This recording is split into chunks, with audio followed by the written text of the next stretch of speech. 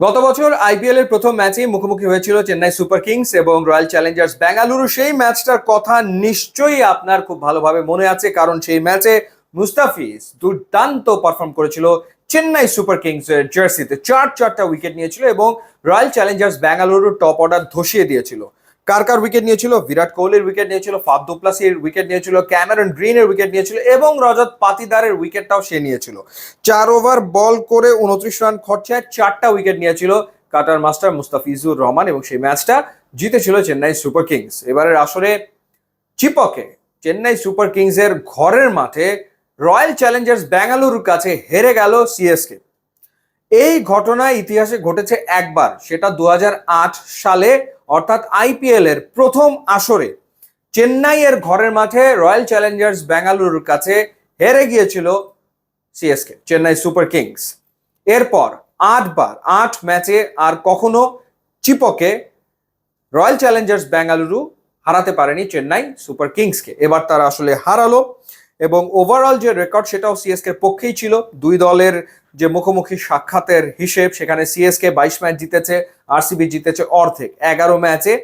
তো এবার আর পেরে উঠলো না চেন্নাই সুপার কিংস এবং তারা প্রথমে 196 রান করেছে 7 উইকেট হারিয়ে, এবং সিএসকে ম্যাচ হেরে গেছে 146 করেছে 8 উইকেটে, 50 রানে তারা ম্যাচ হেরেছে। এবং পার্থক্য কোথায় হয়েছে? পার্থক্য আমার কাছে মনে হচ্ছে পাওয়ার প্লেতেই হয়ে গেছে, কারণ আরসিবি পাওয়ার প্লেতে তুলেছে 56 রান, যেখানে তারা উইকেট হারিয়েছে একটা, এবং চেন্নাই সুপার কিংস তারা পাওয়ার প্লেতে 30 রান তুলতে 3 উইকেট হারিয়ে ফেলে। সেখান থেকে তারা আর ঘুরে দাঁড়াতে আসলে পারেনি। এবং top scorer definitely Rajat Patidar, 51 run তিনি করেছেন, কিন্তু অনেকগুলো লাইফ তিনি আসলে পেয়েছেন। ফিল সল্ট ভালো শুরু এনে দিয়েছেন, 16 বলে 32। বিরাট কোহলি 30 বলে 31 রান করেছেন এবং শেষ দিকে টিম ডেভিড 8 বলে 22 রান করেছেন, যেখানে 3টা ছক্কা তিনি হাঁকিয়েছেন। পক্ষান্তরে রাচিন রবীন্দ্র আগের ম্যাচে তিনি জিতিয়েছিলেন চেন্নাই সুপার কিংসকে। এদিন তিনি 31 বলে 41 রান করলেন ঠিকই, কিন্তু আর পেরে উঠলেন না। এবং সেকেন্ড হাইয়েস্ট এসছে মহেন্দ্র সিং ধোনির ব্যাট থেকে। মহেন্দ্র সিং ধোনি 16 বলে 30 রান করেছেন, 3টা চার, দুটো ছক্কা মেরেছেন। অর্থাৎ তিনি কিপিং তো দুর্দান্ত করছেন, পরপর দুটো ম্যাচে দারুণ দুটো স্টাম্পিং করেছেন অ্যাট দ্য এজ অফ 43।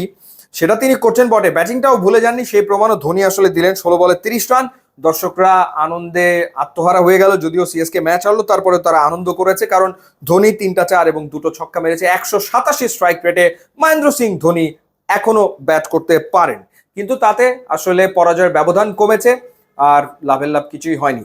পরপর 2 ম্যাচ জিতলো Royal Challengers Bengaluru Kolkata Knight রাইডার্সকে হারানোর পর। এবার তারা সিএসকে এর বিপক্ষে জয় পেল।